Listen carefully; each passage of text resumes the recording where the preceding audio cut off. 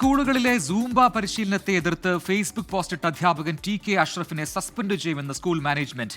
തീരുമാനം Palakkad Edathanattukara TAM-UP school management ജില്ലാ വിദ്യാഭ്യാസ ഉപഡയറക്ടറെ അറിയിക്കും.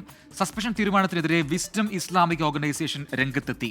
സർക്കാർ ശമ്പളം വാങ്ങി സർക്കാരിനെതിരെ പ്രവർത്തിക്കാൻ കഴിയില്ലെന്നായിരുന്നു വിദ്യാഭ്യാസ മന്ത്രി വി. ശിവൻകുട്ടിയുടെ ഈ വിഷയത്തിലെ പ്രതികരണം. ഗവൺമെന്റിനെതിരായിട്ടോ മാനേജ്മെന്റിനെതിരായിട്ടോ വിദ്യാഭ്യാസ നയങ്ങൾക്കെതിരായിട്ടോ പരസ്യമായ പ്രസ്താവനയോ അത് ലംഘനം ഉണ്ടായാൽ നടപടി ആദ്യം എടുക്കേണ്ടത് മാനേജ്മെന്റാണ്, ഗവൺമെന്റില്ല. ഗവൺമെന്റിന്റെ ശമ്പളത്തിൽ ഉള്ള ഒരു വ്യക്തിയെ സംബന്ധിച്ചിടത്തോളം ഗവൺമെന്റ് വിരുദ്ധ പ്രസ്താവനയും ഗവൺമെന്റിന് എതിരായിട്ടുള്ള നയത്തിനെതിരായിട്ടുള്ള കാര്യം പറയുമ്പോൾ ചിലപ്പോൾ സ്കൂളിൽ വിളിച്ച് അന്വേഷിച്ചേക്കാം. പക്ഷേ മാനേജ്മെന്റ് അതിന് ഉത്തരവാദിത്തമുണ്ട്. അത്തരം കാര്യങ്ങളിൽ ലംഘനം നടത്തിയാൽ ആവശ്യമായ നടപടി സ്വീകരിക്കാനുള്ള അവകാശം മാനേജ്മെന്റിനുണ്ട്.